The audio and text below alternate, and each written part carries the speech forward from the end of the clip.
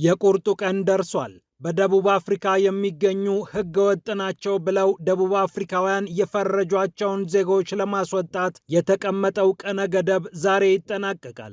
የተቀመጠው ቀነ ገደብ ላይ እንገኛለን።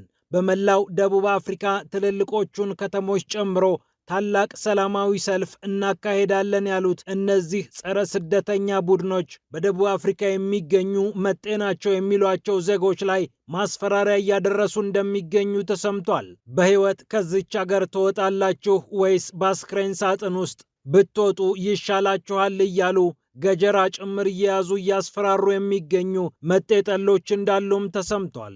የደቡብ አፍሪካው ፕሬዝዳንት ሲሪል ራማፎሳ በበኩላቸው እንደ ልባችሁ ተሰልፋችሁ ተቃውሟችሁን ግለጹ ማለታቸው ለእነዚህ ቡድኖች የልብ ልብ ሰጥቷቸዋል። ፖሊስም እንጠብቃቸዋለን ብሏል።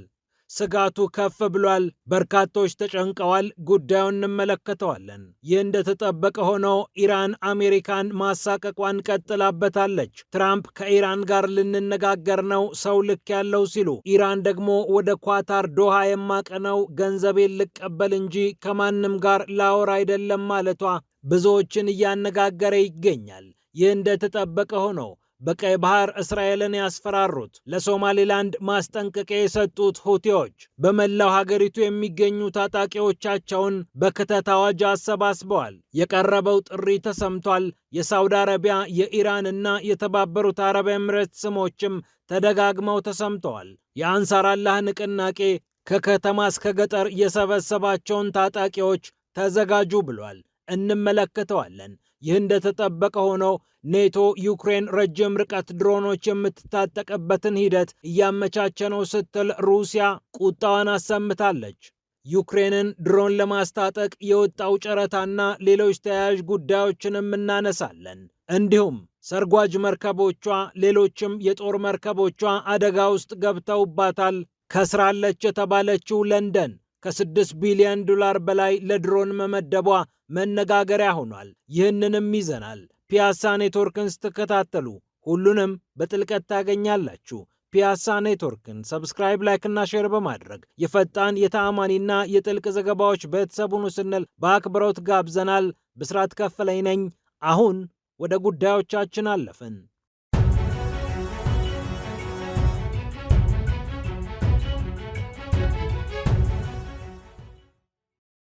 የቁርጡ ቀን ደርሷል።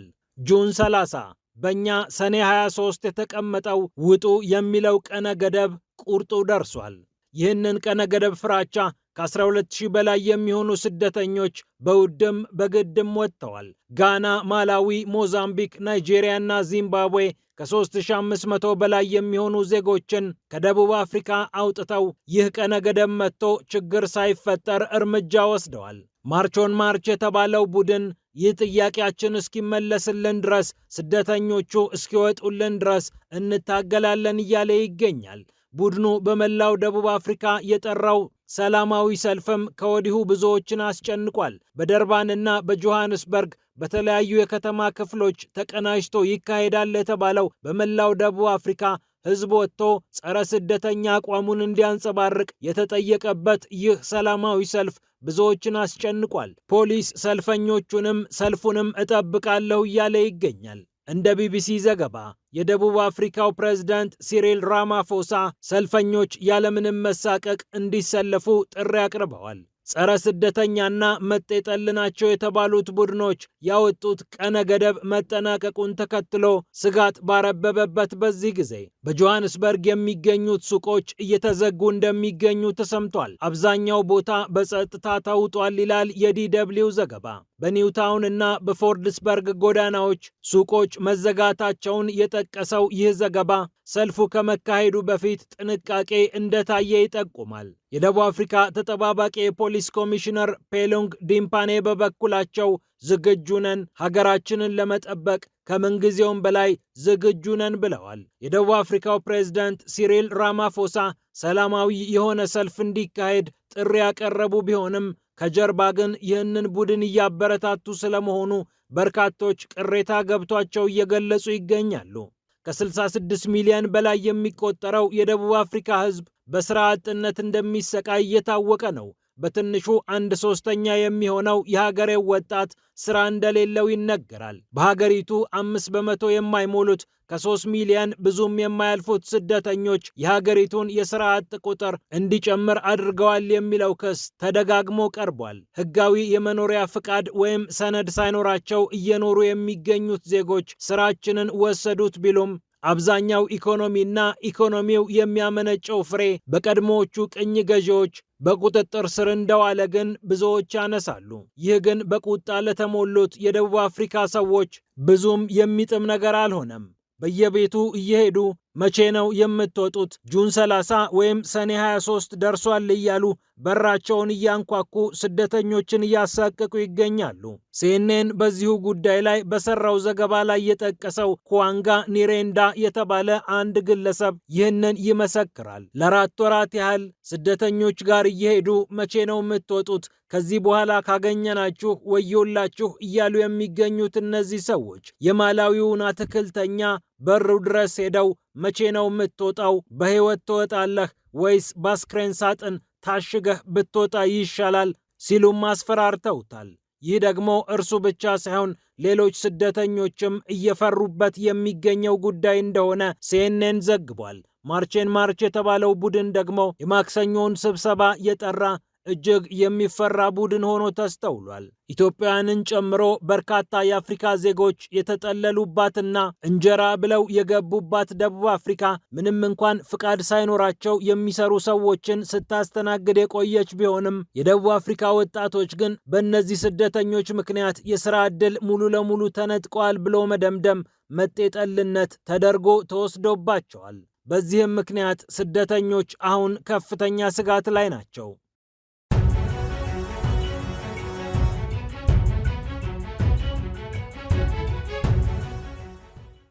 ወደ መካከለኛው ምስራቅ ጉዳይ ስንሄድ አሜሪካና ኢራን ሌላ ነገር እየተባባሉ ይገኛሉ። ኢራንም አሜሪካን ማሳቀቋን ቀጥላለች። የአሜሪካው ፕሬዝዳንት ዶናልድ ትራምፕ ልዩ ልዑካቸውን ስቲቭ ዊትኮፍን ወደ ዶሃ ኳታር መላካቸውን ሲናገሩ ኢራን ደግሞ የለም ለንግግር አልተቀጣጠርንም ብላለች። ወደ ኳታር ዶሃ የማቀነው $6 ቢሊዮን ይለቀቅልሻል ተብዬ እርሱን በተመለከተ ልከታተል ነው ያለችው ኢራን ከትራምፕ ጋር የተቃረነ ሐሳብ አንስታለች። የሆርሙዝ ሰርጥንም በተመለከተ ኢራን የፈረንሳዩን ፕሬዝዳንት ኢማኑኤል ማክሮንን አስደንግጣቸዋለች። ፈረንሳይ ከኦማን ጋር እየተነጋገርን ነው፣ በሆርሙዝ ሰርጥ የተጣሉ የባህር ላይ ፈንጂዎችን ለማንሳት ዝግጁ ነን ብለው ቢናገሩም ኢራን ግን በሆርሙዝ ሰርጥ የተቀመጠውን ነገር ሁሉ የማነሳው እኔ ነኝ፣ ለሌላ አካል አሳልፌ አልሰጥም ብላለች። ኦማንም ይህንን እንዳረጋገጠች ተሰምቷል። የኦማኑ የውጭ ጉዳይ ሚኒስትር አልቡሴዲ ከፈረንሳይ መገናኛ ብዙሃን ጋር በነበራቸው ቆይታ አዎ፣ በስምምነቱ መሰረት ኢራን በሆርሙዝ ሰርጥ ያሉትን ፈንጂዎች የማጽዳት ኃላፊነት አለባት ብለዋል። ባድር ቢን ሐማድ አልቡሴዲ ኢራን በዚህ ጉዳይ ላይ የምትተባበረው ነገር ካለ ለመተባበር ዝግጁ ናት ሲሉም አስቀምጠዋል።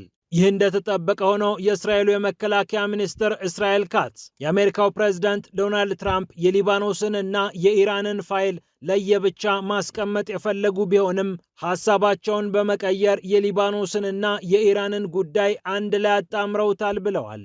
ሆኖም አሜሪካ በደቡብ ሊባኖስ ጦራችን ይቆይ ዘንድ ሂዝቦላህ እስኪደመሰስ እንድንንቀሳቀስ ፈቅዳልናለች ሲሉም ተናግረዋል እስራኤል ካትዝ።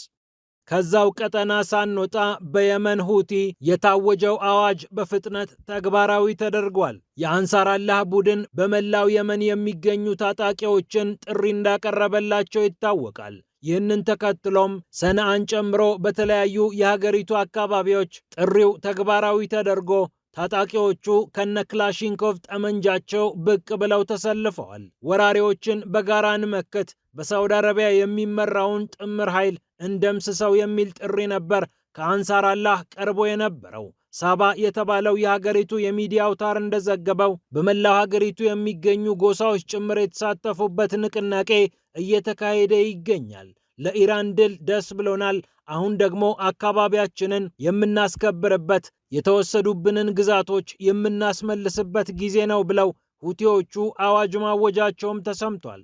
በሳውዲም በኤምሬትስም የተያዙትን አካባቢዎች በመቆጣጠር የግዛት አንድነታችንን እናረጋግጣለን ሲሉ ሁቲዎች አውጀዋል።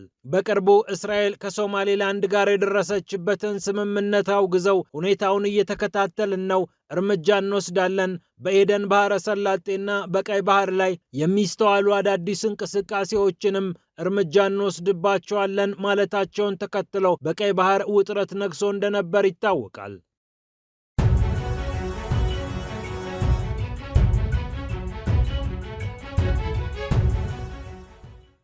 በሌላ በኩል ኔቶ ዩክሬንን እያስታጠቀ ነው ስትል ሩሲያ ከሳለች። ረጅም ርቀት ተጓዥ ድሮኖችን በኔቶ ገፋፊነትና አስታጣቂነት ዩክሬን በእጇ እያስገባች ነው ሲሉ የሩሲያ የውጭ ጉዳይ ሚኒስቴር ቃል አቀባይ ማሪያ ዛካሮቫ ተናግረዋል። እንደ አርቲ ዘገባ በቅርቡ በኔቶ የተፈረመ አንድ ሰነድ አለ። ይህ ሰነድ በኔቶ ወታደራዊ እዝ ስር የሚገኝና ዩክሬንን ለማስታጠቅ ዓላማ ያደረገ ነው። ኔቶ ያወጣቸውም ጨረታዎች በ12 ወራት ጊዜ ውስጥ ረጅም ርቀት ድሮን ዩክሬን የምትታጠቅበትን መንገድ ያመቻቸ እንደሆነ እየተገለጸ ይገኛል። ከምንም በላይ ደግሞ የሩሲያ የነዳጅ ማውጫዎችን፣ ማከማቻዎችንና ሌሎች ተያያዥ ጣቢያዎችን ለመምታት እነዚህ ድሮኖች አገልግሎት ላይ እንደሚውሉ እየተገለጸ ይገኛል። ይህ ደግሞ ኔቶን በራሱ ከሩሲያ ጋር ፊት ለፊት ሊያዋጋ የሚችል አደገኛና ኃላፊነት የጎደለው ክስተት ነው ስትል ሩሲያ ስለ ጉዳዩ መግለጫ ሰጥታበታለች።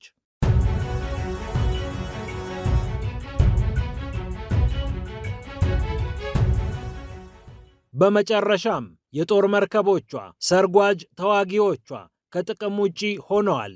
የሚታደሱት ገና አልታደሱም። በአገልግሎት ላይ መዋል ያለባቸውም በሥራ ላይ አይደሉም ተብላ የተወቀሰችው ብሪታንያ መርከብ ምን ይሰራል ብላ ፊቷን ወደ ድሮን እንዳዞረች ተነግሯል። በክብረ ወሰንነት የተመዘገበ 6.6 ቢሊዮን ዶላር ዋጋ ያለው በጀት እንዳዘጋጀችም ተነግሯል። ይህ በጀት ትኩረቱን ሙሉ ለሙሉ ድሮን ለማምረትና ለማስፋፋት የሚውል እንደሆነ ተነግሯል እየተባለ ይገኛል።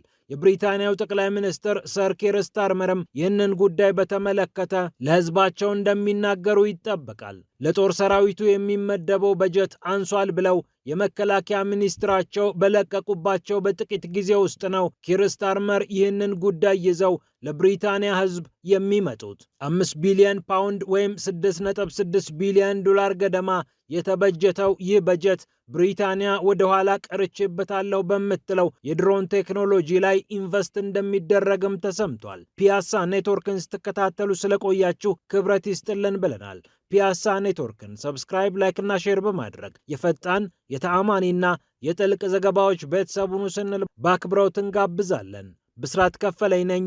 ሰላም ለዓለማችን።